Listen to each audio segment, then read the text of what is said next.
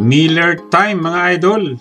Early celebration mga idol. Ito, pagmasdan ninyo ang ginawa ni Haliburton. At talaga naman pong kitang-kita. Subalit, stepping mga idol. Ayan, 2 points lamang po ang nangyari. At hindi lamang po yan. Nag-trending ang video na to nang makita ng iba na double dribble pala. Ang video pong ito ay galing mismo sa NBA. Ayan po kung makikita ninyo. Ayan, binitawan, kinuha, dinribble. Ayun, bago niya ito itinira. Kaya naman kung humingi sana ng timeout o baka wala ng timeout ang New York, eh baka sakaling nakita pa nila ito mga idol. O di kaya naman ay humingi sana ang New York ng isang magandang review